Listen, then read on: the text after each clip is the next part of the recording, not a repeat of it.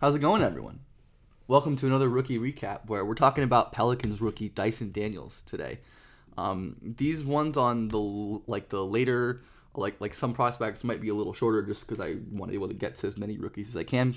But Dyson's really cool. He had a really cool rookie season and staying until the end. And I'll tell you just how good I think he's going to be because, man, Dyson can be pretty good.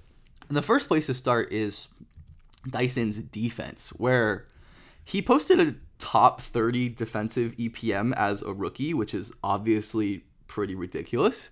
And I think the tape is not too far off. I probably wouldn't call him that, but Dyson was a legitimately positive defender as a rookie, both on and off the ball. He's so disruptive already, constantly making plays whenever he's guarding screens or guarding off the ball or just kind of preying on lazy ball handlers who aren't aware of Dyson in his vicinity. He's so quick in terms of his hands, not only like reading, but getting those deflections. He's one of the rare players who will get a lot of like on-ball deflections that don't come from pressure. And I think this is a really valuable trait that can keep a team from running like the standard offensive sets they want to run. When you have a guy who, Chris Paul thinks he's like fine to make this normal pass to Devin Booker that he's made 1,000 times, but because of how crazy Dyson's reaction speed is and his solid length, he can intercept that pass and make a play on the ball and create a turnover. It's pretty high level stuff. He's a really great weak side defender in terms of reading passing lanes. Does a great job sinking here to cover the roll, but not sinking too far as to not be able to get back to this pass. This is pretty bad spacing from Dallas, but Dyson takes advantage and is able to really easily jump that passing lane because of how good his positioning was. And Dyson is still a teenager, I believe, at this point. Either way, he was one of the youngest players in last year's draft, and he is still very young. And all of this defensive instinct stuff is so impressive. Look at him making an aggressive weak side rotation to contest and force a miss out of a center in Wendell Carter. I think some of the vertical athleticism, strength stuff, high-end tools are like some of the limitations we'll discuss, but really impressive verticality. He's early setting himself up outside the circle, and Dyson's able to go up, force a miss. Really impressive awareness and instincts, and he's always trying these contests, even if they don't always work. Because a lot of bigger, stronger, more athletic players give him trouble here. But Dyson's, and again, has a way to go with verticality, puts his left arm in, and that's where the foul ultimately occurs. But this is really impressive rim protection awareness as like a help side rim protector as a rookie. Not someone who's your primary, but especially on a Pelicans team that doesn't have a lot of rim protection, it's really, really helpful.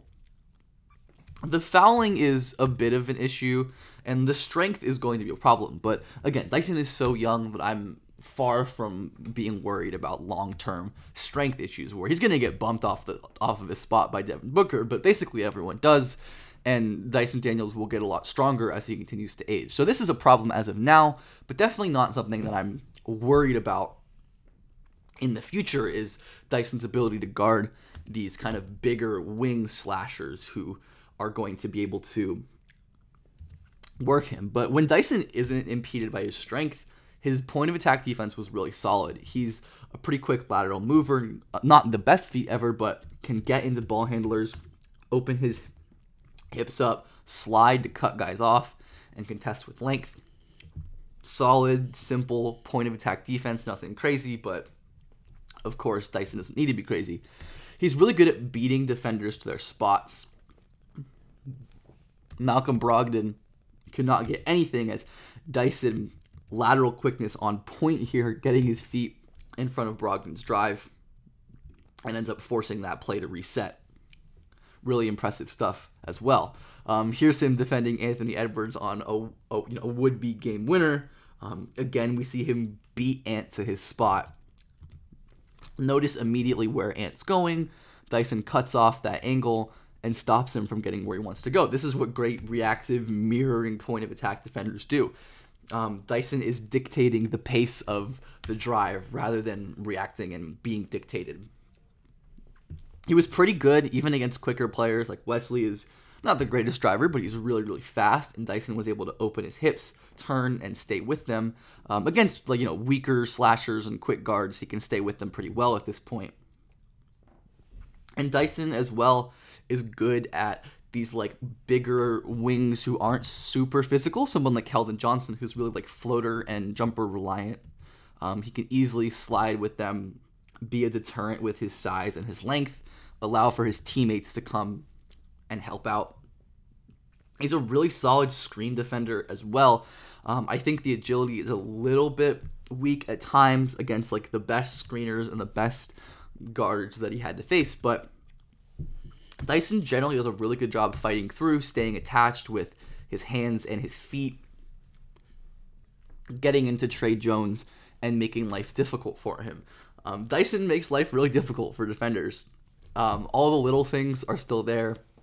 Simple tags and recovers. A lot of plays that most teenage defenders simply don't make and would just generally be standing around waiting for the ball to come to them or waiting for an action to be relevant to them. And Dyson's defense really does remind me so much of Lonzo, who I pray can get healthy. It doesn't look great, but the same kind of guy with limitations in terms of vertical athleticism, high-end point of attack defense, but incredible off-ball awareness, shading down to lightly tag this interior passer and then making a read out to the perimeter and stealing the ball. Lonzo was so good at baiting guys to go where he wanted to go. I don't know if Dyson is as brilliant a defender as Lonzo is or was, but I think he has the same, he's in the same kind of feel archetype where he's really good at coming in from the weak side and making plays, getting blocks like that, getting steals. And Lonzo, as well, was a solid point of attack defender who could make things happen with his size and his strength and be a deterrent. And Lonzo was an all-D guy at his peak, and he's an all-D guy when he's healthy. I don't know if I believe in that ceiling fully for Dyson, but he was about as good as you can ask a rookie wing defender to be. Obviously, the minutes were low, of course. Dyson Daniels only played 17 minutes a game, played in 59 games, so it's going to be important to see if Dyson can sustain this defensive play over a season where he gets more minutes. But the results as a rookie were extremely promising.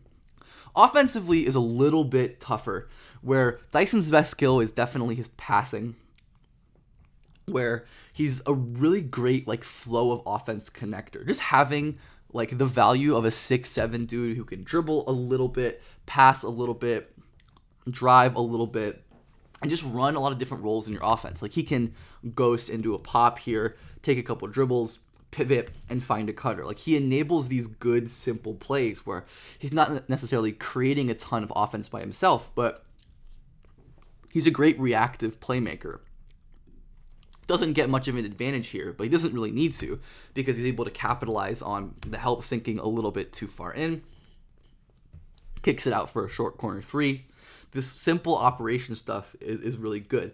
And especially in these scrambling, transition, early offense kind of situations, he's really effective too. When defenses aren't set and he can punish defenses who aren't prepared for the Pelicans to be cutting all around, and for Dyson to punish those missed rotations or just defenses falling asleep as well.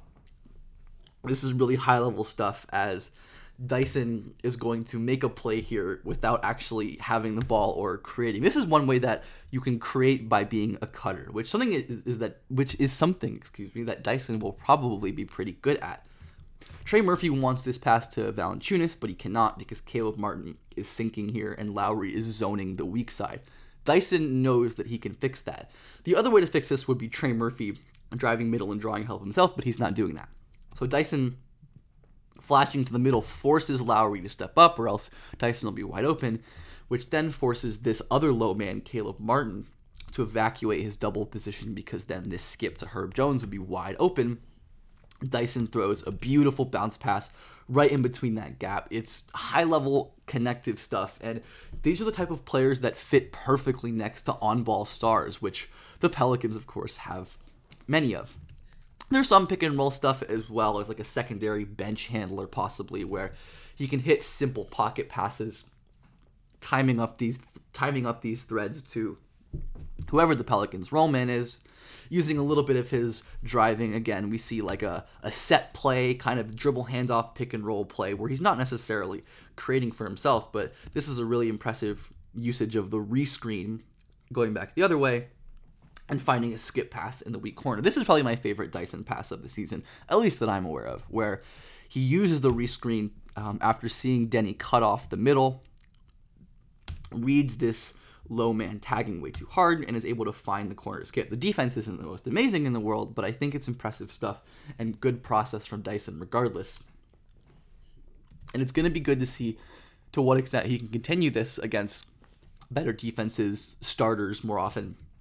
But I think the biggest thing that limits his passing from being elite or even great rather than just very good is the lack of a scoring threat at the moment, where partly this is like a very similar play to what we saw earlier with him driving and kicking and finding Najee Marshall after the help against the Thunder as well. We see, I think, is that from the same game? It might be from the same game. Yeah, where Dyson isn't able to create an advantage, and this time the help is much more disciplined. Shea doesn't overhelp, and Dyson has to force a kick out, but isn't able to generate an advantage for his teammate, and it's a turnover there. Dyson is a pretty weak handler when it comes to creation. You can see how high he dribbles and how much he struggles to handle pressure, which is a very common thing for young ball handlers, of course, but that is definitely an area of improvement. And the scoring is going to be interesting as well. He doesn't seem to have the best scoring instincts just in general. Good job attacking the high foot here, but Dyson's lack of vertical athleticism, explosion, strength are all big weaknesses.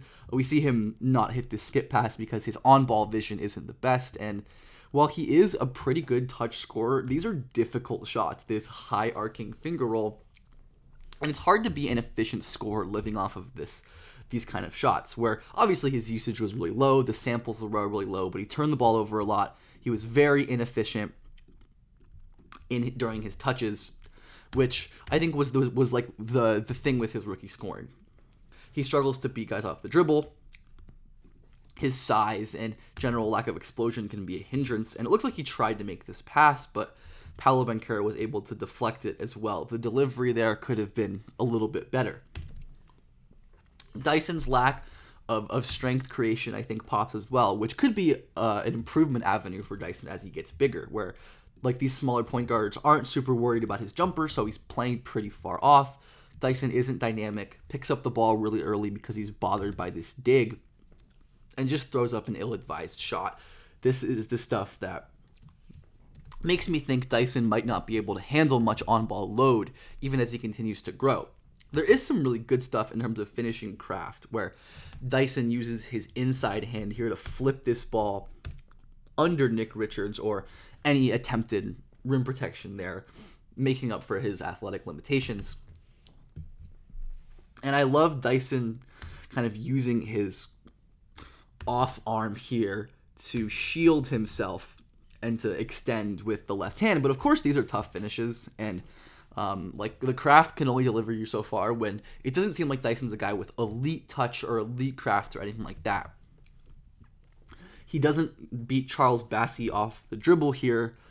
Again, switched one-on-one versus a big is a common situation that we see, especially wings in the NBA, and he struggles to generate any separation here, unable to finish, a little bit too strong, and Bassey's presence probably deterred Dyson a little bit and made that shot a little bit more difficult than it otherwise would have been. I think that lack of a scoring threat is also a hindrance to his passing, just because of how low his scoring aggression is. Dyson doesn't really even look at the rim here, and the defense is able to make a play on this ball. Obviously, Nance secures it and scores here, and this counts as an assist, but Dyson isn't really even looking to put pressure on this dropping big man. And while Nance is open here as well, and Trey is open in the corner, he could have pretty easily gone up to try and score there as well.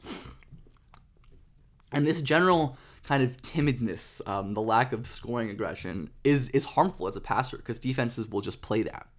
This little floater is going to be an important counter for Dyson as well. I like him spinning back, feeling the contact there, before hopping into a floater, that's going to be a shot to watch for sure to see if he can improve that as he continues to grow and continues to learn. I had that finger roll twice, but it's nice, so we can watch it twice.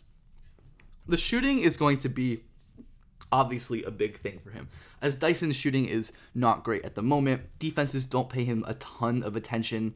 They don't really go over screens against him very often, but Dyson being able to draw closeouts is going to be big for his passing game, especially plays like this where defenses close out hard and he's able to punish them with a three, only open up the driving game that much more, where Dyson can pump fake, get into the lane, and use that advantage created by another teammate to generate a great assist or a pass or something like that. Dyson this year only shot 31% from three, and he didn't take very many threes either, which is probably my main concern there. Even if we go to the per 36 and the per 100, which cut out his low minutes, we see the volume is quite low. That's going to be something that Dyson has to improve, and given the Pelicans' track record with improving jump shooting under Fred Vinson in the last 5 or so years, I think there's definitely reason to be optimistic for Dyson as a shooter. I don't think he's ever going to be a great shooter, but I also don't think he needs to. Dyson Daniels is kind of exactly what the Pelicans are going to need going forward, and I don't think he's going to be a star or anything. It's certainly not out of the question because of his age and how great of a defender he was already as a rookie. I think the scoring and shot-making limitations are going to keep him from that kind of star level, and it's going to be a wait and see if he can continue this level of defensive impact in like a more regular role, playing against starters and such. But for a Pelicans team that's loaded up with scoring threats, Zion, CJ, Brandon Ingram, even Valanciunas, they need connectors. They need players to take the advantages that those players create and to turn them into great offense when they aren't able to do it themselves. And that, combined with the really impressive all-around wing defense and the rim protection that Dyson's going to bring next to Herb Jones and Trey Murphy and such, is going to make him really valuable. I think this next season, we can see him emerge as a consistent key role player for New Orleans. And in the future, I could imagine him being a key 4th or 5th starter on some really good teams, which honestly, I think would be a really good outcome. Because you don't always need to have someone be a star to have a good outcome in the draft. And he could be exactly what the Pelicans need moving forward as they hopefully enter their prime with this unit and compete for titles and such. So let me know what you think about Dyson. He was awesome this year. And who do you want next?